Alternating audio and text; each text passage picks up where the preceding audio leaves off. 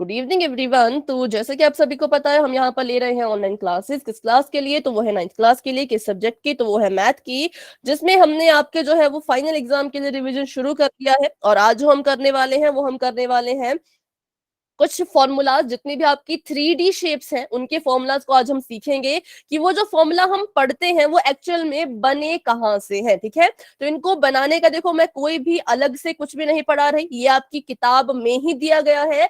तो होता क्या है असल में, मैथ की किताब को बनाया कैसे जाता है, बहुत से बच्चे क्या करते हैं, सिर्फ अपने मैथ की बुक की एक्सरसाइज देखते हैं। ठीक है, वो देखेंगे कि अच्छा एक्सरसाइज ये है 13.2, इसको सॉल्व करना है फटाफट से, लेकिन वो इसके पीछे वाले जो पेजेस होते हैं उनको कभी कभी इग्नोर करते हैं। हम भी करते थे, हमें भी नहीं पता कि ये पेजेस में क्या लिखा गया है। लेकिन मैं आपको बताऊं, तो अगर आप 10th में जाओगे, जब आप मैथ की किताब को अच्छे से पढ़ोगे, ठीक है, तो हमेशा इन चीजों को भी कभी कभी पढ़ लिया करना। जो भी आपकी एक्सरसाइज से पहले दिया जाता है उसी में आपके आधे से ज्यादा कंसेप्ट होते हैं, और वो कंसेप्ट अगर आपकी क्लियर हो जाएंगे तो एक्सरसाइज सॉल्व करने में कोई भी दिक्कत नहीं आएगी। ठीक है, तो अभी हम पढ़ रहे हैं surface area of right circular cylinder. ठीक है, तो अभी हम देख, यहाँ पे हमें इन्होंने बताया है कि जो आपका सिलेंडर होता है वो किससे बना है, तो वो एक कागज के टुकड़े से बना है जिसकी शेप कैसी है, जिसकी शेप रेक्टेंगुलर है। ठीक है, तो मैंने खुद से नहीं बताया, ये हमें बुक में ही दिया गया था कि जब हमने क्या किया, एक रेक्टेंगुलर पेपर को फोल्ड किया। जैसे अभी आप, अगर आपके पास एक नोटबुक है,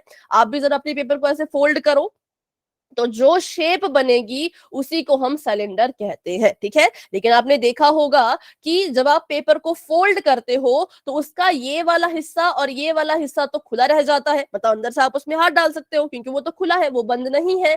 तो जब ऐसा होता है किसी भी फिगर में, किसी भी शेप में, अगर उसका टॉप और उसका बॉटम आपको नहीं दिया गया हो, वो बिल्कुल खाली हो, तो उस केस में आप उस शेप का हमेशा ही कर्व्ड सरफेस एरिया जो है वो फाइंड करेंगे। ठीक है, कैसा एरिया फाइंड करेंगे, तो कर्व्ड सरफेस एरिया, जिसको हमने क्यूब और क्यूबॉइड के केस में लेटरल सरफेस एरिया का नाम दिया था। उसमें भी होता क्या था, तो लेटरल सरफेस एरिया में भी यही होता था कि आपका जो क्यूब और क्यूबॉइड है उसका टॉप और बॉटम मिसिंग होता था, बाकी 4 वॉल्स के बारे में हम बात किया करते थे। ठीक है, तो जब भी आपको ऐसा नजर आएगा कि इसका भी टॉप और बॉटम जो है वो मिसिंग है, तो आप क्या करेंगे, आप कहेंगे कि यहाँ पे हम कौन सा सरफेस एरिया लगाने वाले हैं, कर्व्ड सरफेस एरिया। तो अब देखते हैं कि ये जो सिलेंडर है इसका कर्व सरफेस एरिया बना कैसे। सबसे पहली चीज जो हमने यहाँ पे नोटिस की, हमने देखा कि ये एक रेक्टेंगल था, रेक्टेंगल के पास एक ब्रेड्थ होती है और एक लेंथ होती है। ठीक है, तो रेक्टेंगल की जो ये लेंथ है जिसका नाम एल है, और ये आपकी ब्रेड्थ है रेक्टेंगल की जिसका नाम बी है। अब क्योंकि हमें पता है कि हमारा जो ये सिलेंडर बन रहा है ये एक रेक्टेंगल से बन रहा है, तो लिख लीजिए सिलेंडर को फॉर्म करने के लिए क्या क्या लग रहा है। एक तो हमारा लग रहा है रेक्टेंगल, और भी कुछ लगेगा, और स्क्रीन नजर नहीं आ रही, एक मिनट। सर्कल। हाँ, एक मिनट, स्क्रीन नजर नहीं आ रही, मैं इसको फिर से रीशेयर करती हूँ।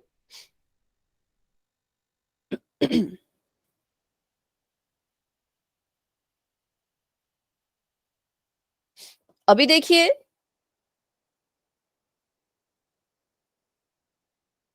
अभी स्क्रीन नजर आ रही है क्या? Yes ma'am. हाँ, रुचि बेटा आपको नजर आ रही है?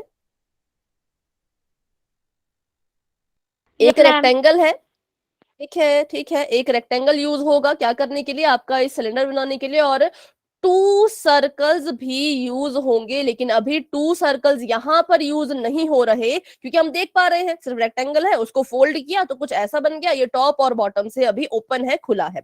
तो अब हमें पता है, जैसे हमने सीखा था, जब आपका क्यूब जो है वो स्क्वायर से बनता है तो क्यूब के लिए जो हमने एरिया निकाला था वो स्क्वायर के एरिया से निकाला था। हमने देखा कि हमारा जो क्यूबॉइड है वो रेक्टेंगल से बन रहा है, तो क्यूबॉइड का एरिया हमने रेक्टेंगल के एरिया से निकाला था। अब ये जो चीज है सिलेंडर, ये भी रेक्टेंगल से ही बन रहा है अभी के लिए, तो हम क्या करेंगे, इसका एरिया भी रेक्टेंगल की हेल्प से निकालेंगे। कैसे, तो हमें पता है कि जो एरिया ऑफ रेक्टेंगल होता है वो क्या होता है, लेंथ इनटू ब्रेड्थ। ठीक है, एक minute, 2 into L plus B। Area पहले जो बोला था वो ठीक था। और रुचि बेटा क्लास को एक बार लेफ्ट करके दोबारा ज्वाइन कीजिए, क्योंकि ऐसा होना नहीं चाहिए, शायद नेटवर्क का कोई इशू है, तो एक बार आप चेक कर दिए अपनी तरफ से। ठीक है, एरिया ऑफ रेक्टेंगल जैसे कि आपने बताया वो होता है length into breadth L into B. अब अगर हम ध्यान से देखें कि जब हमने क्या किया, जब हमने अपने इस रेक्टेंगल को, अच्छा थोड़ा समय दीजिए तो आपको स्क्रीन नजर आएगी, थोड़ा सा भी टाइम लगेगा, कभी कभी नेटवर्क का इशू होता है, ब्लैक स्क्रीन से टाइम लगता है कभी कभी उसको आने में, ठीक है, थोड़ा सा वेट कर लीजिए। तो एरिया ऑफ रेक्टेंगल होता है L इंटू बी। हमने देखा कि जब हमने इस रेक्टेंगल से एक सिलेंडर बनाया तो इसकी जो ये ब्रेड्थ थी, ठीक है, जो इसकी ब्रेड्थ थी, मतलब कि ये जो हमें दिख रहा है हिस्सा, ये वाला हिस्सा, ये इसके लिए क्या बन गया, तो ये इस सिलेंडर की हाइट बन गई। कौन? जो रेक्टेंगल की ब्रेड्थ थी वो इसकी हाइट बन गई। तो हम क्या करेंगे, हम यहाँ पे लिख सकते हैं L गुणा में H, क्योंकि इस रेक्टेंगल की, अच्छा पहले इसको मिटाइए, पहले यहाँ पे लिखिए curved surface area of cylinder, ठीक है। कर्व्ड क्यों? क्योंकि मैंने बताया जिसका भी टॉप और बॉटम मिसिंग होता है उसको हम, उसके लिए हम कर्व्ड सरफेस एरिया निकालते हैं। तो एसीएस ऑफ सिलेंडर में यहाँ पे लिख रही हूं कि अगर area of rectangle length into breadth है और हमारा जो ये सिलेंडर है ये भी रेक्टेंगल से बन रहा है, तो इसका एरिया भी L इंटू बी ही होगा। जब हमने इस रेक्टेंगल से सिलेंडर बनाने की कोशिश की तो इसकी जो ब्रेड्थ थी रेक्टेंगल की वो हाइट बन गई किसकी? हमारे सिलेंडर की। और हम देख पा रहे हैं कि लेंथ को हमने क्या किया है, लेंथ को हमने ऐसे गोल कर दिया। जब लेंथ को गोल कर दिया तो इसकी शेप कुछ ऐसी बन गई, कुछ ऐसी इस तरह की। बताइए ये कौन सी शेप है? सर्कल। सर्कल है। और हमें ये साफ साफ पता है कि इसके अंदर जो चीज है वो पूरा खाली है, तो इसने सर्कल के अंदर का हिस्सा नहीं बनाया, इसने सिर्फ सर्कल की आउटलाइन बनाई। और हमें पता है कि जब बात किसी भी शेप की आउटलाइन की करते हैं तो क्या निकाला जाता है उसका?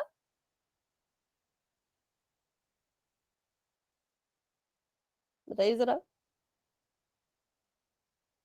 एरिया। एरिया तब होगा जब हम अंदर की बात करते हैं। जैसे अंदर देखो, जैसे इतना हमने निकालना हो ऐसा, ठीक है।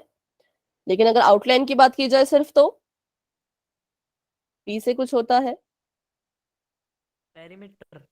पेरीमीटर, ठीक है। तो सर्कल का जो पेरीमीटर होता है उसको हम कहते हैं सरकमफ्रेंस। तो जब हमने देखा कि हमने क्या किया है, ये sir Hi, good morning, good evening, madam, and good evening, students. Sorry, बीच में डिस्टर्ब करने के लिए, ठीक है। बट एक्चुअली आज थोड़ी लास्ट क्लास आप सब लोगों को पता है, नीव की 9th क्लास की, तो आप सब लोगों का बहुत बहुत धन्यवाद, ठीक है। अटेली स्कूल है, मैं कर पाया हूँ। तो कुछ लोगों के मन में क्वेश्चन होंगे कि सर ने कहा था ओरिएंट के टाइम पे कि आऊंगा मैं, और ट्रॉफी वगैरह मिलेगी। तो बेटा ये सारी चीजें हैं, जैसे आपके एग्जाम होते हैं, एग्जाम में आपका रिजल्ट डिक्लेयर होते ही मैं तुरंत आपके स्कूल में आऊंगा, और जैसा ओरिएंटेशन में आपको कहा गया था तो वैसा वैसा हम करेंगे। और अगली साल के लिए भी आप लोगों के लिए अच्छे से प्लान किया हुआ है। मैडम ने, हमने, आपके जो स्कूल के टीचर हैं, ठीक, उन सब ने सब मिल करके कि अगली साल कैसे करें क्लास बच्चों की, किस तरह से बच्चों को पढ़ाएं कि इनके जो है बोर्ड में अच्छे मार्क्स आ जाए और आगे भी इनको कोई दिक्कत ना रहे। तो इस साल सभी बच्चों ने बहुत अच्छा साथ दिया, उसके लिए बहुत बहुत धन्यवाद, ठीक है। सबसे ज्यादा धन्यवाद थैंकफुल तो मैडम का, कीर्ति मैडम का, ठीक है, क्योंकि मैथ सब्जेक्ट भी ऐसा सब्जेक्ट है कि एक एक दिन आ जाए कोई ले आए क्लास के अंदर, 2 दिन आ जाए, लेकिन पूरे साल अटेली स्कूल की स्ट्रेंथ काफी अच्छी रही है, ठीक है। तो आज जाने से पहले सभी बच्चे कीर्ति मैम का बहुत बहुत धन्यवाद करके जाएंगे फर्स्ट ऑफ ऑल तो, ठीक है। और उसके अलावा मैं जल्द ही अप्रैल के अंदर, मार्च के लास्ट में या अप्रैल के फर्स्ट वीक में मैं स्कूल में आऊंगा, मिलूंगा आप सब लोगों से। ये नंबर मेरा शुरू रहेगा, आपका ग्रुप रहेगा, ठीक है। और शायद मे भी मैडम भी अवेलेबल रहे, कभी किसी को कोई समस्या है तो आप मैडम से भी बात कर सकते हैं और मेरे से भी बात कर सकते हैं, कोई दिक्कत नहीं इस दौरान, ठीक है। तो आप सबका, बस आपके सबके पेरेंट्स का, टीचर्स का, सबका धन्यवाद। सभी पेरेंट्स ने फोन दिया, शाम के टाइम पे अलाउ किया फोन और रिचार्ज करवाया, ठीक है, आप सबके लिए। तो सभी के पेरेंट्स का, टीचर्स का, सबका बहुत बहुत धन्यवाद। थैंक यू मैडम, डिस्टर्ब किया बीच में, बट आज रहा नहीं गया क्योंकि लास्ट क्लास है बच्चों को मिलने के लिए। थैंक यू तो ओके मुझे मैडम। कहना चाहिए आपका और इन बच्चों का, जो कि इतना मतलब रोज क्लास में आते हैं, अच्छे से हर एक चीज को समझते हैं, तो थैंक यू तो इनका, क्योंकि अच्छे लिसनर हैं सभी बच्चे। जब आप अच्छे से सुनते हैं बात तो समझ आ जाता है। मेरा तो ये मानना है, अगर आप ध्यान से सुनोगे तो आपको समझ में आएगा ही आएगा। ठीक है, तो थैंक यू तो आप बच्चों का। ठीक है, चलो तो अभी के लिए थैंक यू मैडम। ठीक है, थैंक यू सर। चलो तो अभी करते हैं हम क्लास को कंटिन्यू। अच्छा, अभी भी शायद दिक्कत आ रही है रुचि को।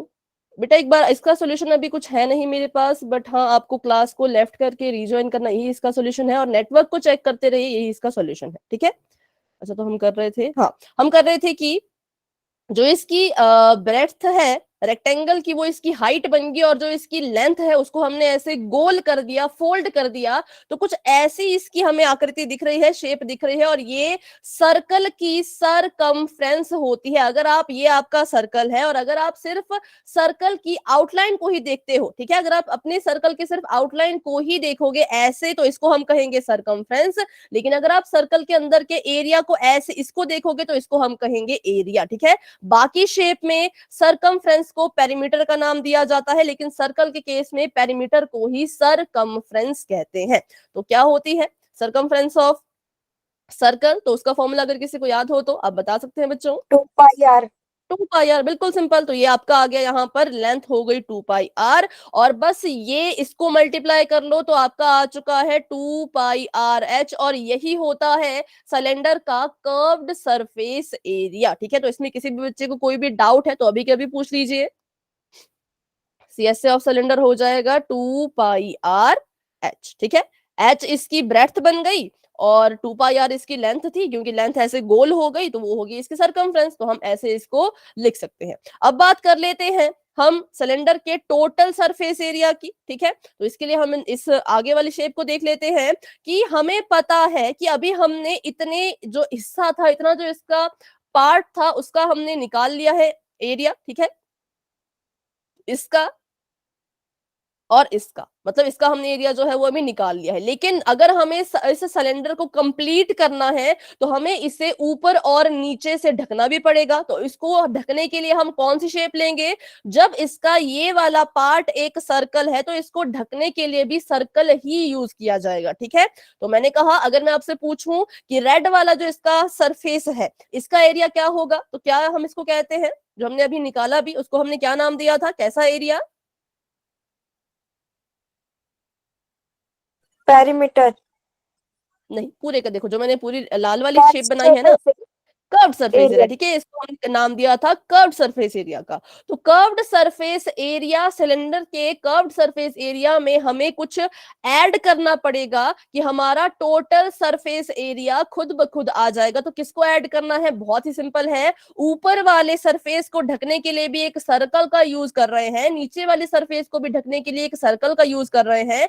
टोटल कितने सर्कल हम यूज कर रहे हैं? 2 सर्कल हम यूज कर रहे हैं। ठीक है, तो हमें क्या करना पड़ेगा, इन दोनों सर्कल का एरिया भी ऐड करना पड़ेगा, किसमें? इस सिलेंडर के कर्व्ड सरफेस एरिया में। किस किस को ये पॉइंट समझ आया? वाई टाइप करेंगे, इसमें कोई डाउट है तो अभी के अभी मुझसे पूछ लीजिए। माइक ऑन करके भी आप पूछ सकते हैं बच्चों।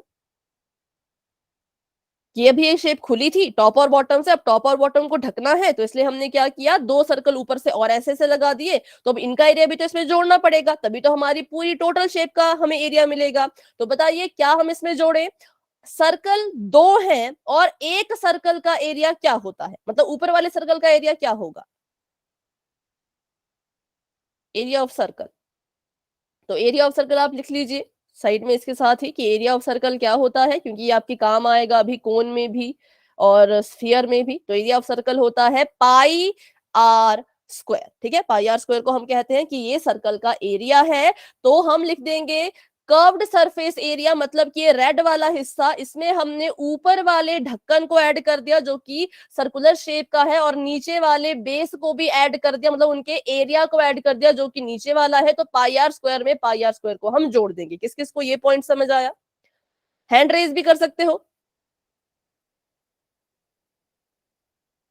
ठीक है, ऊपर वाले का भी और नीचे वाले का भी एरिया इसमें हमने जोड़ दिया। अब कर्व्ड सरफेस एरिया क्या था, तो हमारे इस सिलेंडर का कर्व्ड सरफेस एरिया था 2 पाई आर एच, और यहाँ पे जब हम x प्लस एक्स करते हैं तो वो 2x बन जाता है, पाई आर स्क्वायर जुड़ रहा है तो 2 पाई आर स्क्वायर जो है वो बन जाएगा। अब यहां से देखिए इसको और अगर मैं खोल के लिखूं तो ये है 2 पाई आर एच, और इसको अगर मैं एक्सपेंड करके लिखूं तो ये होगा 2 पाई मल्टीप्लाई आर। आर गुना आर कैसे आया, क्योंकि आर की पावर में 2 था। हमें पता है कि जब पावर हटती है तो इसका मतलब ये होता है कि आर को आपने 2 बार गुणा करना है, तो वो मैंने यहाँ पे कर दिया आर गुणा में आर। ठीक है, अब हमने फैक्टर्स भी पढ़े हैं, फैक्टर्स बनाना हमने सीखा है, तो वहां पे हमने कॉमन फैक्टर वाला एक कंसेप्ट पढ़ा था। तो यहां से हम कॉमन ले सकते हैं क्या क्या चीजें, एक तो 2, एक पाई और एक आर। 2 पाई आर को हमने यहाँ पे कॉमन ले लिया, और अंदर जो है वो या इसके पास देखें तो 2 पाई आर तो बाहर कॉमन आ चुका है, अंदर बच गया एच, और यहाँ पे 2 पाई आर कॉमन आ चुका है, अंदर बच गया आर। तो ये आपके सिलेंडर का क्या है, टोटल सरफेस एरिया है। ठीक है, जिसमें हमने क्या किया, कर्व सरफेस एरिया को तो जोड़ा ही जोड़ा, साथ में जो इसके ऊपर नीचे के ढक्कन थे उसको भी हमने जोड़ा, तो हमारे पास जो है वो टोटल सरफेस एरिया आ चुका है ये सिलेंडर का। अब कुछ बच्चों के मन में ये डाउट होगा कि यहाँ पे जो हम लिखते हैं, आपने बुक में देखा तो बुक में तो ऐसा था 2 pi R R plus H, है ना, बुक में तो ऐसा है 2 pi R R plus H, तो इसमें कोई गलत नहीं है। एडिशन में हमें पता है 2 प्लस 3 लिखो, 3 प्लस 2 लिखो, बात तो एक ही है। तो आर में एच को जोड़ो, एच में आर को जोड़ो, दोनों में जो है वो बात एक ही है। ठीक है, तो बस ये है इसका, इसके बारे में। ये आपका हमने इसके 2 सरफेस एरिया कर लिए हैं, वॉल्यूम भी कर लेते हैं, फिर अगर कोई डाउट होगा तो आप मुझसे पूछ लेना। सिलेंडर के केस में वॉल्यूम जो अगर आपने निकालना हो तो इसके लिए थोड़ा सा अलग फॉर्मूला लग जाता है। ठीक है, वॉल्यूम निकालने के लिए देखो कोई ना तो एक्सप्लेनेशन है, ना ही तो उसके लिए कोई लॉजिक लगता है, मतलब ऐसे कोई पैटर्न नहीं है ये। जबकि सरफेस एरिया के लिए पैटर्न है कि जिस जिससे आपकी शेप बन रही है उसका एरिया आपको अगर पता है तो उसकी हेल्प से हमारा जो है वो 3D शेप का एरिया निकलता है। लेकिन वॉल्यूम के केस में ऐसा कोई पैटर्न नहीं है। वॉल्यूम के लिए आपको बच्चों थोड़ा बहुत याद ही करना पड़ेगा। तो अभी हम लिख लेते हैं वॉल्यूम ऑफ सिलेंडर। तो वॉल्यूम ऑफ सिलेंडर कहता है कि अगर आपने सिलेंडर का वॉल्यूम निकालना है तो इसके बेस में इसकी हाइट की मल्टीप्लिकेशन कर लो। इसका बेस हमें पता है सर्कुलर है, तो इसके बेस का एरिया हो जाएगा पाई आर स्क्वायर, और इसकी हाइट होती है एच। तो वॉल्यूम ऑफ सिलेंडर क्या हो जाएगा, बेस में हाइट की multiplication, which means pi are square H. तो मैं फिर से रिपीट करती हूँ, वॉल्यूम के लिए ऐसी सच कोई लॉजिकल एक्सप्लेनेशन नहीं है, कुछ कुछ ट्रिक्स हैं जिनकी मदद से हमें वॉल्यूम याद रखना पड़ेगा। क्यूब और क्यूबाइड का वॉल्यूम याद रखने के लिए क्या ट्रिक थी, क्यूब और क्यूबाइड कहते हैं कि हमारे पास अगर आपने वॉल्यूम निकालना है तो हमारे पास जितने भी डायमेंशंस हैं उनको आप मल्टीप्लाई कर लो। ठीक है, जितने भी डायमेंशन है उनको हमने मल्टीप्लाई करना था। जैसे कि क्यूबॉइड के पास होता है लेंथ ब्रेड्थ हाइट, तो उसका जो वॉल्यूम होता है वो हम लिख लेते हैं length into breadth into height. अब ये क्यों हम कर रहे हैं सारे के सारे फॉर्मूलाज, क्योंकि मैंने कहा कि ये आपको एक एक मार्क्स के क्वेश्चन में आते हैं, तो फॉर्मूला में कभी कंफ्यूज नहीं होना है अच्छे से, इसलिए हम इनको सीख रहे हैं। ठीक है, तो क्यूबॉइड के वॉल्यूम की बात करें तो वो होता है length into breadth into height, क्योंकि इसके सारे डायमेंशंस की मल्टीप्लिकेशन हमने करनी होती है। अब मैं बात करूं अगर क्यूब के वॉल्यूम की, तो क्यूब का वॉल्यूम भी हम इसी फॉर्मूले से तो निकालते हैं, बस फर्क इतना आ जाता है कि क्यूब की लेंथ को भी साइड कहते हैं, ब्रेड्थ को भी साइड कहते हैं, और हाइट को भी साइड ही कहते हैं। इसलिए क्यूब का वॉल्यूम आ जाता है साइड रेज टू पावर 3, क्योंकि ये भी साइड है, ये भी साइड है, ये भी साइड है। साइड को 3 बार मल्टीप्लाई करेंगे तो पावर में 3 आता है। ठीक है, लेकिन तरीका वही है। क्यूब का भी अगर आप वॉल्यूम निकाल रहे हो तो फॉर्मूला यही था कि उसकी लेंथ ब्रेड्थ हाइट को मल्टीप्लाई करो। अब उसकी लेंथ ब्रेड्थ हाइट साइड मानी जाती है, तो इसलिए साइड का यहाँ पर क्यूब या फिर 3 आ जाता है। अब देखो, अब ये वाला जो लॉजिक है ये सिलेंडर में काम नहीं करता। ये कहते हैं कि बेस जो है आपका पूरा का पूरा, इसका एरिया मतलब इसका एरिया, और उसमें हाइट को मल्टीप्लाई करो तो आपका वॉल्यूम आएगा किसका, सिलेंडर का। जब आप बात करेंगे कोन की, स्फीयर की, तो थोड़ा सा और डिफरेंस आ जाएगा वॉल्यूम में, लेकिन सरफेस एरिया निकालने के लिए वही पैटर्न रहता है कि जिस जिस 2D शेप से आपकी 3D शेप बन रही है उनकी हेल्प से ही आपके फॉर्मूले जो हैं वो बनते हैं। तो अभी के लिए अगर आपने इनको नोट डाउन आसान कर लिया है, तो आप y टाइप कर सकते हैं ताकि हम आगे बढ़ सके। ये है इसका curved surface area 2 pi R H, ये है इसका total surface area 2 pi R R plus H, और ये है volume of cylinder pi are square H. ठीक है, चलिए तो अभी बढ़ते हैं आगे और देखते हैं अपनी नेक्स्ट जो आकृति है या शेप है। अभी क्वेश्चन नहीं कर पाएंगे, लेकिन हाँ सीख लेते हैं क्वेश्चन आएगा तो कैसे करना है। अगर आपको कभी भी कहा जाता है कि आपका जो सिलेंडर है उसके आप सिर्फ इतने ही हिस्से को यूज कर रहे हो, ना तो उसके टॉप को यूज कर रहे हो ना तो उसके बॉटम को यूज कर रहे हो, तो आप इसका CSA निकालेंगे, कर्व्ड सरफेस एरिया निकालेंगे। अगर आपको ऐसा क्वेश्चन आता है कि आपको जो है वो पूरे का पूरा सिलेंडर यूज करना है जो कि ऊपर से भी क्लोज्ड है नीचे से भी क्लोज्ड है, दोनों तरफ से वो बंद है, तब आप उसका टोटल सरफेस एरिया निकालेंगे। लेकिन अगर मान लीजिए आपको ये कहते हैं कि हमने इसका इतना हिस्सा लेना है और इसका टॉप लेना है, इसका बॉटम नहीं लेना है, तो आप क्या करेंगे? सोचो और बताओ। हाँ बताइए, किसी का माइक अभी। कार्ड सरफेस एरिया और टॉप सरफेस एरिया को हम ऐड कर देंगे। टॉप का जो सरफेस एरिया होता है ना, पाई आर ठीक है, स्क्वायर, उसको ठीक है, ऐड कर बिल्कुल दिया सही, जाएगा। बिल्कुल सही। हम क्या कर सकते हैं, कर्व्ड सरफेस एरिया निकाल लेंगे और उसमें क्या ऐड करना है, तो एक और सरफेस ऐड करना है। वो किस शेप का है? वो सर्कुलर है, वो सर्कल की शेप का है, तो आप इसका CSA निकाल देना और इसमें जो है वो सर्कल का एरिया ऐड कर देना पाई आर स्क्वायर, तो आपके पास जो है वो टोटल एरिया निकल जाएगा। तो 3 तरह के क्वेश्चन आपको आएंगे, इससे ज्यादा इससे ज्यादा कोई क्वेश्चन नहीं आ सकता सिलेंडर के बारे में। या तो कर्व्ड सरफेस एरिया आ जाएगा, या तो टोटल आ जाएगा, या तो फिर कर्व्ड प्लस 1 सरफेस, ठीक है, और वॉल्यूम। चलो तो बढ़ते हैं अभी आगे। और नेक्स्ट जो हमारी शेप है वो है कोन। तो देख लेते हैं कि कोन के बारे में कैसे एक्सप्लेन करना है। तो फिर से आप देख सकते हैं कि ये एनसीईआरटी की ही बुक है, मैंने कोई एक्स्ट्रा यहाँ पर नहीं लिया है। जो एनसीईआरटी में लिखा है उसी को हम समझ रहे हैं कि क्या लिखा है, क्या समझाने की कोशिश कर रहे हैं। ठीक है, तो यहाँ पे इन्होंने लिखा है कि ये आपका एक कोन है और ये अभी कैसा है, तो ऊपर से ओपन है, मतलब आप इसके अंदर अभी जो है वो सामान डाल सकते हो। तो अगर इसका टॉप ओपन है तो इट मींस हम यहाँ पे कौन सा एरिया फाइंड करेंगे, कर्व्ड या फिर टोटल? अगर ये मैम ऊपर ऊपर से ओपन है तो कर्व्ड। टॉप, ठीक है, अगर ये टॉप से खुला है, अगर इसका टॉप जो है वो पूरा का पूरा ऐसे बंद नहीं है, ऊपर से बिल्कुल खुला हुआ है, तो हम कहेंगे कि यहाँ पे कर्व्ड सरफेस एरिया लगेगा। कैसे निकालना है तो देख लेते हैं, बहुत ही आसान है ये भी।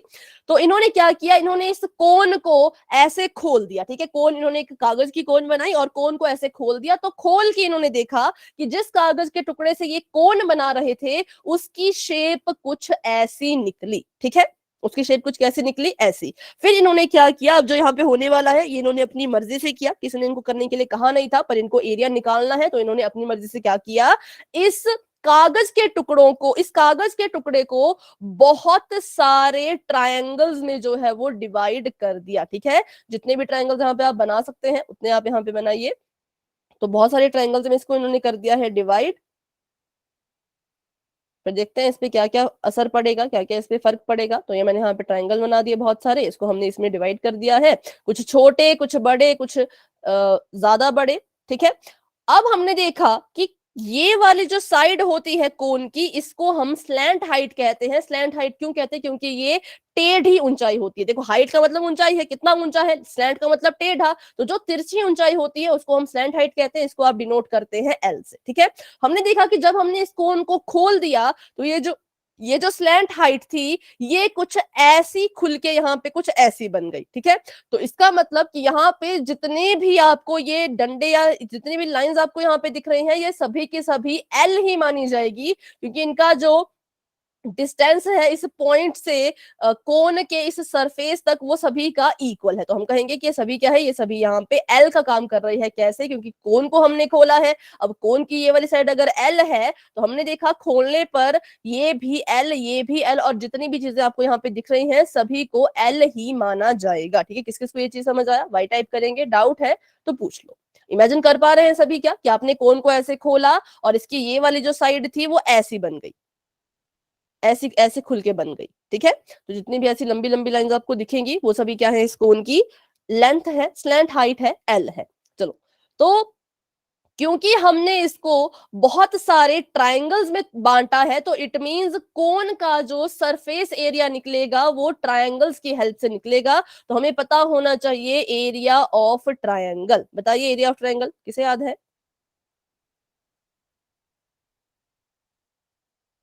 हेरोन्स के फॉर्मूले में भी हमने किया था बहुत पहले जब सेट एग्जाम आपके हो रहे थे। अच्छा आपका सॉरी रिवीजन ही नहीं हुआ, सॉरी सॉरी सॉरी। चलो तो मैं बता देती हूँ। एरिया ऑफ ट्रायंगल होता है 1/2 बेस इंटू हाइट। ठीक है, बेस इंटू हाइट। तो अब यहाँ पे देखते हैं 1/2 तो 1/2 ही रहेगा। और यहाँ पे कितने ट्रायंगल्स बन रहे हैं? तो बहुत सारे ट्रायंगल्स बन रहे हैं। ये तो हमने बस एक ही ट्रायंगल का एरिया लिखा, लेकिन अगर मैं यहाँ पे कोन का कर्व्ड सरफेस एरिया निकालना चाहूं तो मुझे क्या करना पड़ेगा? जितने भी ट्रायंगल्स यहाँ बन रहे हैं इन सभी का एरिया निकाल के इनको ऐड करना पड़ेगा। ठीक है, तभी तो मेरे पूरे के पूरे कोन का एरिया निकलेगा। ये तो एक ही ट्रायंगल का है, लेकिन मेरे कोन तो 1 2 3 4 5 6 7 8 9 इतने ट्रायंगल से बन रही है। तो मुझे क्या करना पड़ेगा इसका एरिया निकालने के लिए? सभी के सभी ट्रायंगल्स का एरिया निकालो और उनको ऐड करो। तो मैं यहाँ पे लिख सकती हूँ 1/2 multiply by B1 multiply by L। ये मेरे पहले ट्रायंगल का एरिया है। मैंने इसको B1 क्यों लिखा और इसको L क्यों लिखा? तो देख लेते हैं। हम देख पा रहे हैं कि हमारा जो ये कोन है इसके यहाँ पे क्या है, बहुत सारे बेसिस हैं। आपके पहले ट्रायंगल का बेस B1 है, दूसरे का B2, तीसरे का B3, चौथे का B4। इनके बेसिस को हम सेम क्यों नहीं ले रहे? क्योंकि सेम नहीं है। कुछ ट्रायंगल छोटे हैं, कुछ ट्रायंगल बड़े हैं, तो बेस तो सेम नहीं हो सकते, लेकिन हाइट सभी की सेम है, ये हमें पता है। ठीक है, तो पहले ट्रायंगल का एरिया मैंने लिख दिया 1/2 B1 इंटू L। फिर इसमें हमने सभी के सभी ट्रायंगल का एरिया अभी जोड़ना है, ऐड करना है। तो नेक्स्ट ट्रायंगल को मैं लिख सकती हूँ फिर से 1/2 B2 इंटू L, क्योंकि हाइट सभी की L ही रहेगी, बेस चेंज होते रहेंगे। ठीक है, और अगर मैंने तीसरे ट्रायंगल का यहाँ पे लिखना हो एरिया तो यहाँ पे मैं लिख सकती हूँ 1/2 B3 into L and so on. ठीक है, जितने भी ट्रायंगल बनेंगे उन सभी के साथ जो है वो ऐसा ही हम करते जाएंगे। अब अगर यहां से मैं देख पाऊं तो सभी ट्रायंगल्स के एरिया में दो चीजें हैं जो हमेशा आपको कॉमन मिलेगी। कौन सी है वो आप मुझे बता दीजिए। 1/2 और B 1/2 ठीक है, लेकिन देखो B कॉमन नहीं L आएगा क्योंकि ये B1 है, ये B2 है, ये B3 है। यस ठीक है, तो मैम L इसको हम कॉमन नहीं लेंगे, हम किसी किसे कॉमन लेंगे? तो L को। तो 1/2 और L जो है वो सभी के सभी ट्रायंगल के एरियाज में आपको कॉमन दिखेगा। क्या है जो कॉमन नहीं दिखेगा? तो वो होगा B1। ठीक है, मतलब देखो यहां से मैंने हाफ और L को हटा दिया तो यहाँ पे B1 बचा। आगे है प्लस का साइन, यहां से हाफ और L को हटा दिया तो यहाँ पे B2 बचा। आगे है प्लस का साइन, यहां से हाफ और L को हटा दिया तो यहाँ पे B3 बचा। और एंड सो ऑन करते करते जहां तक भी ये जाएगा ऐसा ही चलता रहेगा। ठीक है, अब यहां तक तो हमने इसको कर लिया, यहां तक तो सब ठीक था, लेकिन B1 plus B2 plus B3 इसका तो हमें कुछ करना पड़ेगा। तो चलिए देखते हैं ये B1 B2 B3 आखिर में कर क्या रहे हैं। तो जब हम इसको ध्यान से देखें इस शेप को, तो हमने देखा कि जब हमने अपने इस पेपर को फोल्ड करके, अभी हमने क्या किया है, कोन को खोला है, कोन को हमने यहाँ पे खोल के यहाँ पे इसको रखा है। ठीक है, ऐसे इसको खोल के यहाँ पे रखा है। पर जब आप इसको वापस से फोल्ड करोगे तो जितने भी ये बेसेस आपको दिख रहे हैं ये सारे के सारे बेस मिलकर के एक शेप बनाएंगे जो ऐसी होगी। और ये क्या है, अभी हमने सिलेंडर के केस में भी इसको देखा था, ये एक सर्कल है। ठीक है, और क्योंकि हमें पता है ये ऊपर से अभी खुला है, ओपन अप है, तो हम नहीं कहेंगे कि सर्कल का एरिया निकालेंगे। यहाँ पे ये जो बेसिस हैं ये बस सर्कल की आउटलाइन ही बना रहे हैं, पूरा सर्कल नहीं बना रहे। तो जब सर्कल की आउटलाइन की बात आती है तो उसे कहा जाता है सरकमफ्रेंस। और सर्कल का जो सरकमफ्रेंस है उसका फॉर्मूला हमें पता है। ठीक है, सरकमफ्रेंस। ये क्या किया, ये सरकमफ्रेंस बनाई किसने? तो जितने भी बेसिस थे, मतलब हम लिख सकते हैं कि जितने भी आपके बेसिस हैं B1 plus B2 plus B3 and so on करते करते करते जितने भी बेसिस होंगे आपके पास, वो सभी बेसिस एट द एंड मिल करके सरकमफ्रेंस में बदल जाएंगे। तो इसका मतलब ये हुआ कि यहाँ पर हम इस पूरी टर्म की जगह पर सर्कल की सरकमफ्रेंस लिख सकते हैं। हाफ तो कॉमन आया है, हाफ को ऐसे कैसे रहने देंगे, L भी कॉमन कॉमन आया है, एल भी ऐसे कैसा रहेगा। और ये पूरी की पूरी चीज, सारे के सारे बेसिस मिलके क्या कर रहे हैं, सर्कल की सरकमफ्रेंस बन जा रहे हैं। तो हम क्या करेंगे, इसको यहाँ पे इसकी सरकमफ्रेंस लिख देंगे जो होती है 2πr। किस किस को ये बात समझ आई, वाई टाइप करें, छोटा सा भी डाउट है तो अभी के भी पूछ लीजिए।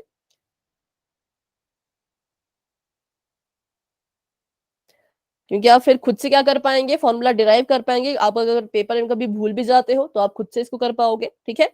चलो, तो अभी के लिए हमने यहाँ पर देखा कि सारे के सारे बेसिस ने मिलकर सरकमफ्रेंस बना दी, तो इसको हमने 2πr लिख दिया। ये 1/2 और l यहाँ से कॉमन आए हुए थे, 2 से 2 कैंसल आउट हो गया, हमारे पास बच गया l इंटू πr। और इसको हम अगर रीअरेंज करके लिखें तो इसको लिखा जा सकता है πrl। और यही होता है आपके कोन का कर्व्ड सरफेस एरिया, मतलब कि CSA ऑफ कोन, जो कि है πr एल, ठीक है। पाई होता है पाई, इसकी वैल्यू आपको क्वेश्चन में दी गई होगी, नहीं दी गई होगी तो आप इसकी वैल्यू खुद से भी डाल सकते हो, 22/7 लिख दो या फिर 3.14 लिख दो। और ये आर होता है रेडियस, और एल होती है स्लैंट हाइट, जो कि आपको दिख रही होगी इस कोन में, ये जो तिरछी सी लाइन जा रही है, इन दोनों को हम कहेंगे कि ये इसकी स्लैंट हाइट्स है, ठीक है। कोन के पास एक सिंपल हाइट होती है जो बिल्कुल सीधी खड़ी रहती है, एक स्लैंट हाइट होती है जो ऐसे टेढ़ी जाती है। उसका फॉर्मूला भी बहुत इंपॉर्टेंट है, उसको भी हम सीखेंगे, पर अभी हमने इसका CSA सीख लिया है। अब इसका हम सीखते हैं टोटल सरफेस एरिया। तो बनाते हैं एक कोन फटाफट से। तो मान लीजिए ये एक कोन है और हमने अभी इसका इतना पार्ट जो है वो एरिया इसका निकाल लिया है, ये इसका, इसका और सर्कल की सरकमफ्रेंस का भी निकाल लिया है ना। सर्कल की सरकमफ्रेंस हमने यहाँ पे तो ये ऐड तो कर दिया यहाँ पे, तो मतलब इतने पोर्शन का एरिया जो है वो निकल चुका है। तो मैं इसको एक बार कलर कर लेती हूँ फटाफट से, ताकि आपको ज्यादा अच्छे से क्लियर हो जाए। इसका एरिया निकल गया ग्रीन वाले पार्ट का, ठीक है। और इस आउटलाइन का भी जो एरिया है या जो भी है वो हमने निकाल लिया है। चलो, अब हमने कहा कि इसको अभी हमने बंद करना है, क्योंकि बात अब है टोटल सरफेस एरिया की। टोटल सरफेस एरिया में क्या होता है, तो आपकी जो शेप होती है उसको पूरा क्लोज कर लिया जाता है। तो अगर ये इसका बेस सर्कुलर है तो मुझे एक सर्कल की जरूरत पड़ेगी इसको बंद करने के लिए। सभी को ये बात आई थिंक समझ आ चुकी होगी, क्योंकि अगर इसका बेस सर्कल की शेप का है और उसको मुझे पूरी तरह से बंद करना है तो सर्कल ही काम आएगा। रेक्टेंगल रखूंगे तो वो बंद नहीं हो पाएगा पूरी तरह से, ठीक है। तो अब मुझे बताओ कैसे आप इसका टोटल सरफेस एरिया निकालोगे। ग्रीन वाले पोर्शन का, हाँ, कर्व सरफेस एरिया प्लस इसका जो एरिया है ना सर्कल का, उसको ऐड कर देंगे। ठीक है, बिल्कुल सही। क्योंकि हमने देखो इतना इतना इतना तो निकाल लिया है, इतना तो हम निकाल चुके हैं पूरा का पूरा। अब कौन रहता है, तो इस पूरे के पूरे एरिया को हमने नाम दिया था CSA, मतलब कि कर्व्ड सरफेस एरिया, जो कि कोन का होता है πrl। और हमने देखा कि अभी हमें इस नीले वाले जो चीज है, इस नीले वाले का भी एरिया निकालना है और उसको इसमें ऐड करना है, तभी तो टोटल सरफेस एरिया जो है वो निकल पाएगा, ठीक है। तो ये हमारे पास कर्व्ड सरफेस एरिया है, जो भी मैंने यहाँ पे आपको बताया आउटलाइन करके, ये पूरा। और हमने इसमें अभी बस ब्लू वाले पार्ट को ऐड करना है। ब्लू वाला पार्ट हम देख पा रहे हैं सर्कल के अंदर का हिस्सा है। तो जब भी अंदर के हिस्से की बात आती है तो हम समझ जाते हैं कि यहाँ पे एरिया निकालना है। तो CSA ऑफ कोन हो गया πrl, इसमें ऐड कर दीजिए πr²। अब फिर से वही बात, इसको अगर आप और अच्छे से लिखना चाहो तो πrl हो जाएगा, ये हो जाएगा πr इंटू आर, यहाँ से कॉमन आ जाएगा πr, अंदर बच जाएगा l प्लस में r, ठीक है। क्योंकि πr बाहर आ गया, l बच गया, πr बाहर आ गया, r बच गया। तो ये आपका आ चुका है टोटल सरफेस एरिया ऑफ कोन। तो लिख लीजिए इसको TSA, या फिर टोटल सरफेस एरिया किसका, तो कोन का। बिल्कुल सिंपल है। अगर आपको एक बार कोन कैसे बना ये समझ आ जाए तो आपको जो है वो दोनों फॉर्मूले आप अपनी बिल्कुल आसानी से निकाल सकते हैं। तो कब यूज करना है टोटल सरफेस एरिया, जब कहेंगे कि आपका पूरा का पूरा कोन यूज हो रहा है तब TSA यूज करेंगे। जब कहेंगे कि कोन का सिर्फ इतना ही हिस्सा यूज हो रहा है, जैसे कि मान लीजिए आपको कहा कि आपने एक टारपोलिन से एक तंबू लगाना है, आप कहीं गए हैं बाहर घूमने के लिए, आपने वहां पे एक तंबू लगाया, लेकिन तंबू कुछ इस तरह से लगाया कि जमीन का जो हिस्सा था उसको नहीं ढका गया है, जमीन का जो हिस्सा है वो जमीन ही है। मतलब होता है ना कि आप ऐसे तंबू लगाते हो और नीचे भी जो है वो कुछ चादर वगैरह बिछा देते हो या फिर तंबू को बिछा देते हो। पर क्वेश्चन अगर ऐसा आता है कि तंबू तो लगाया लेकिन आपको ऐसा मेंशन नहीं किया गया है कि जमीन को भी कवर अप किया जाना है, तो अगर ऐसा नहीं लिखा गया होगा तो आप समझ जाना कि सिर्फ तंबू की बात हो रही है, इसका सिर्फ कर्व्ड सरफेस एरिया पूछा जा रहा है। लेकिन अगर आपको सवाल ऐसा आता कि तंबू भी लगाओ और उसी तंबू के कपड़े से क्या करो, नीचे की धरती को भी ढक दो, तब आप क्या करेंगे, तब आप इसका पूरा का पूरा टोटल सरफेस एरिया जो है वो फाइंड करेंगे। ठीक है, इसकी भी आपको दो ही तरह के क्वेश्चन आएंगे, या तो पूरे के पूरे का या तो फिर कर्व्ड सरफेस एरिया का। पर एक क्वेश्चन इसमें आता है बहुत ही अलग तरह का। अब क्योंकि हम देख पा रहे हैं कि कोन का अगर कर्व्ड सरफेस एरिया निकालना है तब भी आपको रेडियस और एल की जरूरत है। अगर आपने इसका टोटल सरफेस एरिया निकालना है तब भी आपको एल की और आर की जरूरत है, मतलब इनकी वैल्यूज की जरूरत है। पाई तो सबको पता है, पाई का तो कहीं ना कहीं से जुगाड़ हो ही जाता है, तो इसलिए हमने देखा कि आर भी चाहिए एल भी चाहिए। पर आपको अगर क्वेश्चन ऐसा आ जाए कि ना तो आर दिया है ना तो एल दिया है, क्वेश्चन में आपको दिया है डी, डी मतलब डायामीटर। अच्छा, आर सभी को पता है ना, आर यहाँ पे डिनोट कर रहा है रेडियस को। ठीक है, जो यहां से यहां तक जाती है ना आपके सर्कल की रेडियस, उसको डिनोट कर रहा है आर। ठीक है, डी दिया है आपको और आपको एच दिया है। आर और एल चाहिए क्वेश्चन सॉल्व करने के लिए, लेकिन दिया ही नहीं, डी और एच दिया है। तो पहले डी में लिख लेती हूं। मान लीजिए डी है 10 सेंटीमीटर और एच है 5 सेंटीमीटर। ठीक है, तो हम क्या करेंगे, हम सबसे पहले तो इसको इसमें से आर और एल निकालेंगे। आर तो सभी को पता है, कैसे निकलेगा बताइए जरा, आर की वैल्यू क्या आ जाएगी, 5 सेंटीमीटर। 5 सेंटीमीटर। क्योंकि आर का जो आर की वैल्यू कैसे निकाली जाती है, डायमीटर के अपॉन में 2 कर दो तो हो जाएगा 10/2 और ये आ जाएगा 5 सेंटीमीटर। लेकिन अभी हमने एल को भी निकालना है, तो एल निकालना बहुत ही आसान है, ध्यान से इसको भी सीखिएगा तो आपको ये भी आप कभी नहीं भूलेंगे। कौन आपने बना दी ऐसे, एक मिनट। अब हमने देखा कि इसकी जो ये वाली लेंथ है ये तो स्लैंट हाइट है, तो इसको हम एल कहेंगे। लेकिन हमें पता है कि इसकी एक स्ट्रेट हाइट भी होती है जिसको हम एच कहते हैं। किसी भी ट्रायंगल की अगर बात करें तो ट्रायंगल की जो हाइट होती है वो बिल्कुल स्ट्रेट होती है, वो 90 डिग्री का एंगल बना रही होती है। तो हम मान के चलेंगे यहाँ पे 90 डिग्री का एंगल बन रहा है और साथ में इसका बेस भी होगा जो यहां से यहां तक जाएगा। ठीक है, और जब बेस को अगर हम ध्यान से देखें तो हम समझ जाएंगे कि बेस जो है वो इस सर्कल के लिए रेडियस का काम भी कर रहा है। अगर ध्यान से देखा जाए तो यहां से यहां तक जो ये लाइन जा रही है ये सर्कल की रेडियस भी है, तो इसको हम आर से डिनोट कर देंगे। ठीक है, अगर मैं इसको नाम दे दूं ए ओ बी, तो ए ओ है एच, ओ बी है आर और ए बी है एल। अब क्योंकि यहाँ पे बन रहा है 90 डिग्री का एंगल और ये टेढ़ी है लाइन और ये हाइट है, तो हम क्या कर सकते हैं, यहाँ पे एक थ्योरम लगा सकते हैं। क्योंकि अब ये राइट एंगल ट्रायंगल बन गया है तो हम यहाँ पे पाइथागोरस थ्योरम का यूज करेंगे।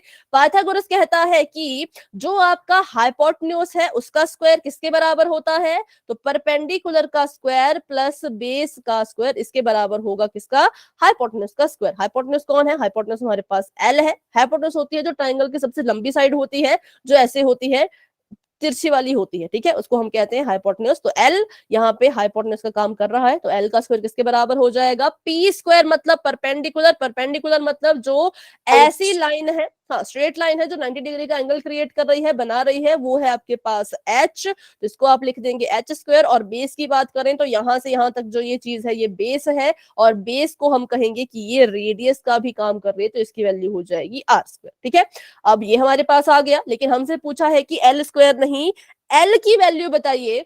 तो ठीक है, करते हैं शुरू। एल का यहाँ पे स्क्वायर हो रहा है, अगर मैं इस स्क्वायर को यहां से हटा के इक्वल टू के उस तरफ भेजना चाहूं तो स्क्वायर यहां से हटके उधर क्या बन जाएगा, स्क्वायर रूट।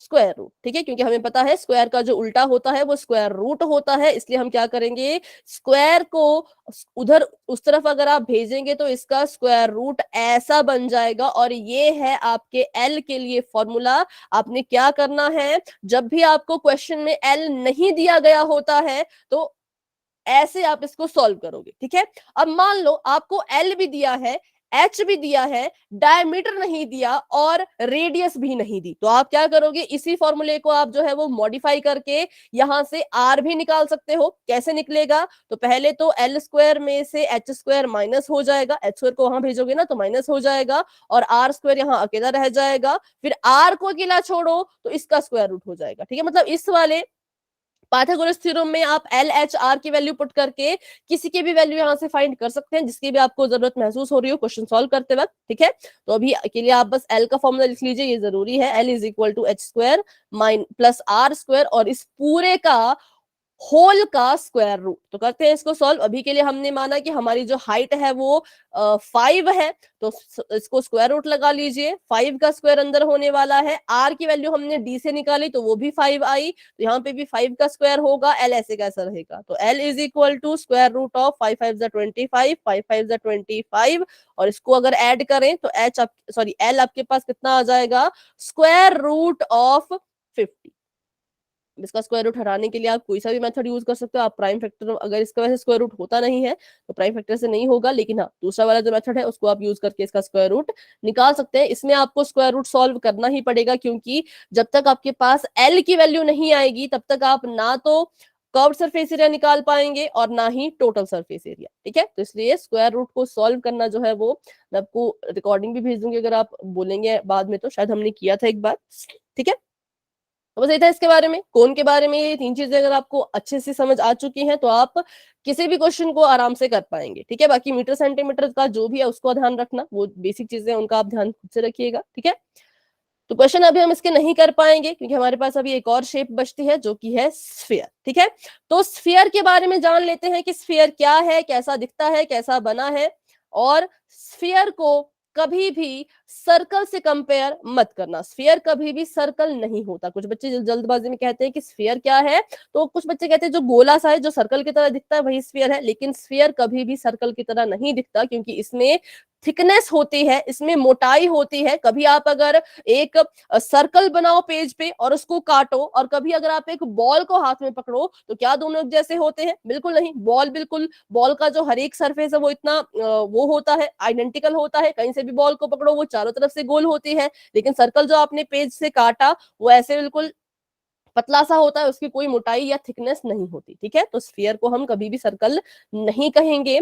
अब देख लेते हैं कि स्फीयर का सरफेस एरिया कैसे निकाला है। तो इसके लिए यहाँ पे एक एक्सपेरिमेंट कह सकते हैं कि इन्होंने एक एक्सपेरिमेंट यहाँ पे किया। एक्सपेरिमेंट की हेल्प से इन्होंने स्फीयर का फॉर्मूला निकालने की कोशिश की। तो एक्सपेरिमेंट में इन्होंने क्या किया, एक डोरी ली और डोरी से एक ऐसा स्फीयर बनाया। ठीक है, ध्यान रखिएगा, डोरी से उन्होंने पहले स्फीयर बनाया, सर्कल नहीं बनाया। पहले इन्होंने एक डोरी लेकर के क्या किया, ऐसे उसको ऐसे से लपेटते गए तो एक स्फीयर तैयार हो गया।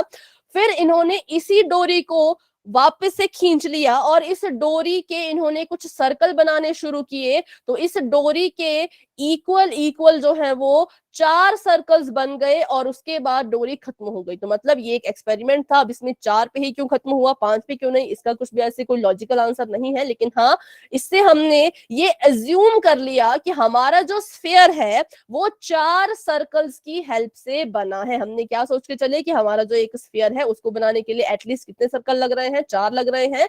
तो एक स्फीयर को बनाने के लिए जो है वो 4 सर्कल यूज हो रहे हैं, ऐसा हमने यहाँ से एज्यूम किया। ठीक है, उसके बाद देखिए जरा, तो अगर एक सर्कल का एरिया पाई आर स्क्वायर है तो एक स्फीयर का टोटल सरफेस एरिया क्या होगा?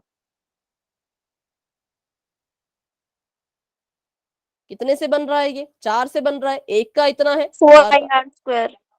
4 पाई आर स्क्वायर, बिल्कुल सही है, 4 पाई आर स्क्वायर। ठीक है, क्योंकि अगर एक सर्कल पाई आर स्क्वायर के बराबर है और स्फीयर जो है वो 4 सर्कल से बन रहा है, तो इसका जो है वो 4 पाई आर स्क्वायर एरिया होगा। कैसा? Total surface area. अब आप देख पा रहे होंगे कि स्फीयर के केस में सिर्फ टोटल सरफेस एरिया ही निकाला जाता है, कर्व्ड सरफेस एरिया नहीं निकाला जाता, क्योंकि इस केस में हमारे पास इग्नोर करने के लिए कुछ है ही नहीं। क्यूबॉइड की बात करें तो टॉप और बॉटम इग्नोर करते थे, लेटरल सरफेस एरिया या कर्व्ड सरफेस एरिया निकाल लेते थे।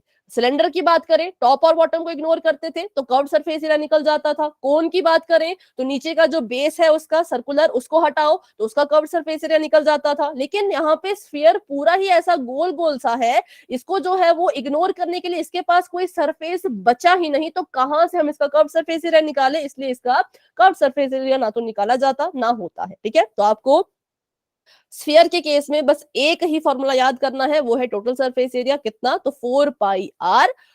ठीक है, अब बात करते हैं कि हमने स्फीयर को क्या किया, इसको इसके जो कोई भी सरफेस को हम इग्नोर तो कर नहीं सकते, लेकिन इसको हमने बीच से काट दिया। तो जैसे आपने स्फीयर को काटा तो आपके पास एक नई शेप आ गई जिसको हम कहते हैं हेमिस्फीयर। हेमिस्फीयर क्या है, तो हेमिस्फीयर स्फीयर का ही हाफ है। ठीक है, हेमिस्फीयर क्या है, स्फीयर को जब आपने काटा तो उसका आधा हो गया तो हेमिस्फीयर है, उसको हम कहेंगे। चलो तो बनाते हैं हेमिस्फीयर। अगर आपका स्फीयर 4 सर्कल की हेल्प से बन रहा है तो हेमिस्फीयर कितने सर्कल्स की हेल्प से बनेगा?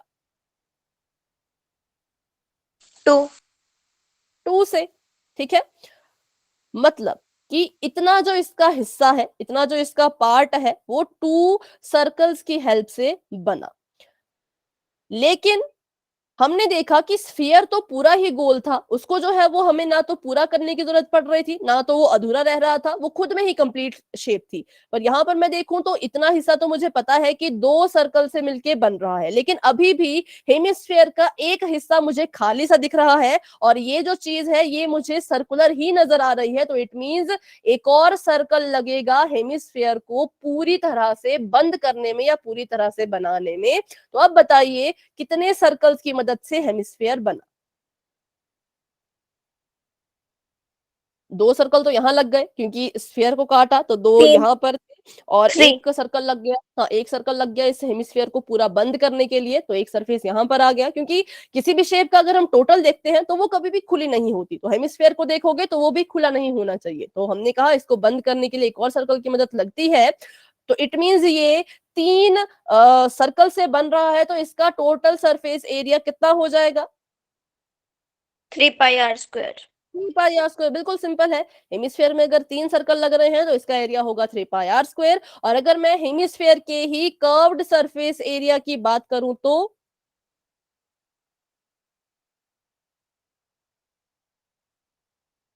कर्व्ड सरफेस एरिया मतलब इसको अब खुला रखना है, इस चीज को खुला रखना है, यहां पर कोई भी सर्कल नहीं लगाना है। तो बताइए कितना हो जाएगा? 2πr²। 2πr², क्योंकि हमें बस इतना ही हिस्सा निकालना है। जो आपका एक्स्ट्रा सर्कल यूज हो रहा था वो हेमिस्फीयर को बंद करने के लिए यूज हो रहा था, उसको कवर करने के लिए यूज हो रहा था। पर कर्व्ड सरफेस एरिया में तो बॉटम को बंद करते ही नहीं है, उसको ओपन छोड़ा जाता है, उसको खुला छोड़ा जाता है। तो हम कहेंगे कि यहाँ पे सिर्फ 2 ही सर्कल्स हमारे यूज हो रहे हैं, इसलिए 2πr² इसका कर्व्ड सरफेस एरिया जो है वो हो जाएगा। किसका? तो हेमिस्फीयर का। बात करें स्फीयर की तो स्फीयर में CS से होता ही नहीं है। ठीक है, तो ये था इन दोनों के बारे में। अब हम बात करते हैं फटाफट से 3 शेप्स रहती हैं उनके वॉल्यूम की। उनके वॉल्यूम को हम साथ में ही लिखेंगे ताकि उनके बीच में आप डिफरेंस भी पता कर लो और उनके बीच में सिमिलैरिटीज भी पता कर लो, क्योंकि उसके लिए भी कोई एक्सप्लेनेशन नहीं है, ट्रिक से हम उनको सीखेंगे। तो यहाँ पे निकाल लेते हैं सबसे पहले तो volume of sphere, volume of hemisphere और वॉल्यूम ऑफ कोन। ठीक है, सबसे पहले तो इनके फॉर्मूले लिखते हैं, फिर इनके बारे में डिस्कस करते हैं। ये होता है 4/3πr³, ये होता है 2/3πr³, और ये होता है 1/3πr²। ठीक है, हमने नोटिस किया कि वॉल्यूम जब हमने निकाल रहे थे स्फीयर का, हेमिस्फीयर का, कोन का, तो तीनों के ही अपॉन में 3 है। तो आप इसको ऐसे याद रख सकते हैं कि वॉल्यूम का जो यूनिट होता है वो मीटर हो चाहे सेंटीमीटर हो, क्यूब होता है, 3 उसमें पावर आती है। तो उससे याद रख लेना कि इसके अपॉन में तीनों के वॉल्यूम के अपॉन में 3 लगेगा। देखो सिलेंडर के लिए हमने लॉजिक अलग लगाया था कि उसके एरिया ऑफ बेस को हाइट से मल्टीप्लाई करो तो आपका वॉल्यूम निकल जाएगा, लेकिन इन तीनों के केस में जो है वो थोड़ा सा लॉजिक अलग है, लॉजिक नहीं ट्रिक इसको कहेंगे हम, लॉजिक इसमें कुछ भी नहीं है, ठीक है। तो ये हमने कहा कि यहाँ से आप 3 याद रखना कि बटे में 3 आएगा तीनों के वॉल्यूम के। अब जो हमारा स्फीयर है वो 4 सर्कल्स की हेल्प से बन रहा है, तो इसके न्यूमरेटर में हम 4 लिखेंगे, और इसके पास है क्या क्या, स्फीयर के पास एक पाई है और एक रेडियस है और तो कुछ नहीं है, तो हम लिख देंगे उसके आगे पाई आर क्यूब, ठीक है।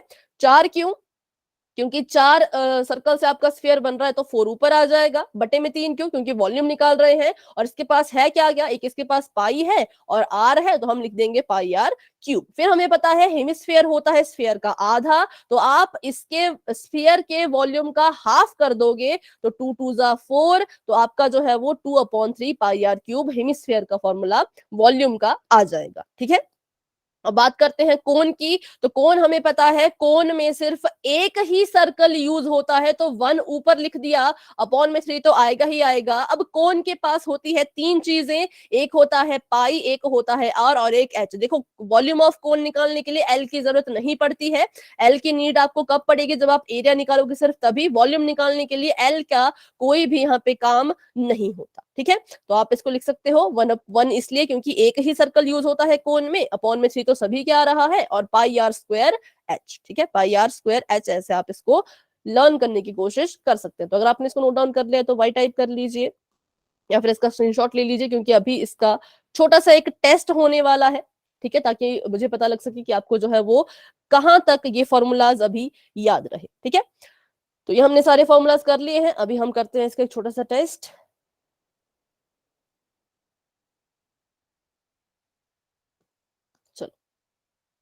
सबसे पहले आप मुझे बताएंगे total surface area of cuboid.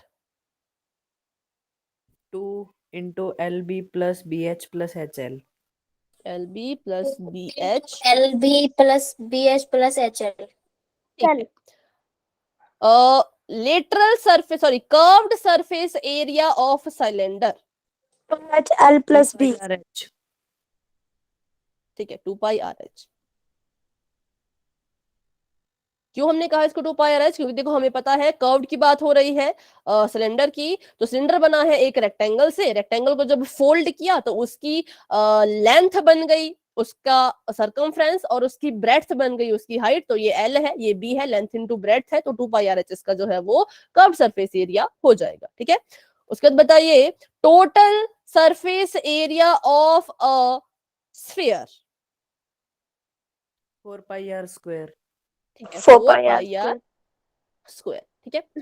और अगर हम बात करें slant height of cone, L, L is equal to r square plus h square. ठीक है, R square plus H square, और साथ साथ में एक और चीज भी होती है उसके, इन स्क्वायर दोनों रूट, का स्क्वायर रूट, ठीक है, ऐसे पूरा का पूरा स्क्वायर रूट। स्क्वायर रूट मत भूलना बच्चों, स्क्वायर रूट बहुत इंपॉर्टेंट है। स्क्वायर रूट कब आया, इसके पास स्क्वायर था ना, उसको हमने वहां भेजा, तो फिर इनके सिर पे स्क्वायर रूट आएगा ही आएगा, ठीक है। और उसके बाद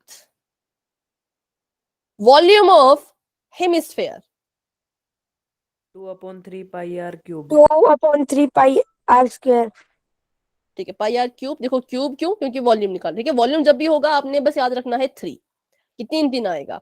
अच्छा, लेकिन हाँ कोन में नहीं आता, कोन में आता है पाई आर स्क्वायर एच, क्योंकि इसकी पावर 2 इसकी पावर 1 तो टोटल पावर 3 हो ही जाती है, पर इसके पास 3 करने के लिए कुछ था नहीं, तो इसने आर को ही 3 कर दिया, ठीक है, मतलब आर की पावर को ही 3 कर दिया। अब देखते हैं volume of sphere, 4/3 pi r cube. 4/3 pi r cube, pi are cube.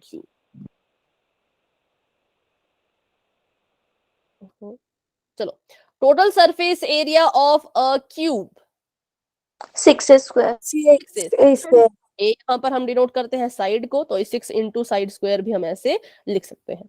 What is the volume of cuboid, length multiply breadth multiply height, L into B into H. बेटा अभी बाय नहीं है, अभी देखिए 5 मिनट है, आपका छोटा सा टेस्ट हो रहा है, इसको प्लीज अटेम्प्ट करो, तभी आपको अपना पता लगेगा कि कितना आपको आ गया है ना। वॉल्यूम ऑफ सिलेंडर,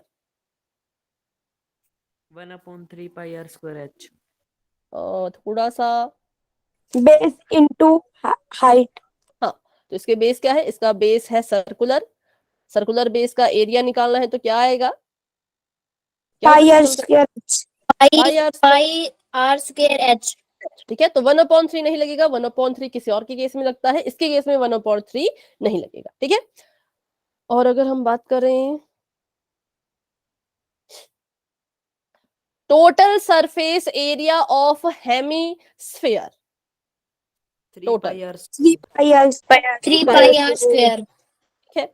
और अगर बात करें हम curved surface area of a cone, pi r l. Pi r l, और वॉल्यूम ऑफ कोन,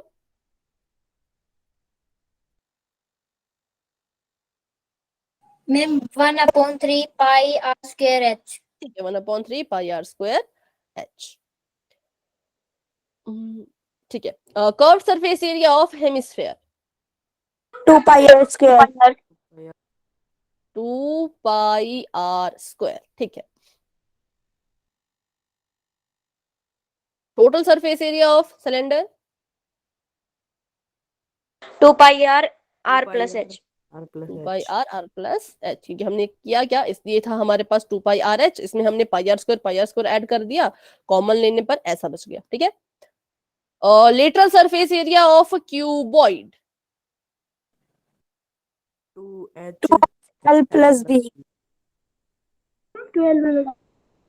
ठीक है। 2h इसको आप into L plus B। ऐसे भी लिख सकते हो, और आप कैसे लिख सकते हो, मैंने कहा था कि ऐसे लिख लेना कि एक ट्रायंगल का एक रेक्टेंगल का पेरीमीटर, उस पेरीमीटर में हाइट की मल्टीप्लाई कर दीजिए तो आपके पास जो है वो लेटरल सरफेस एरिया आ जाएगा।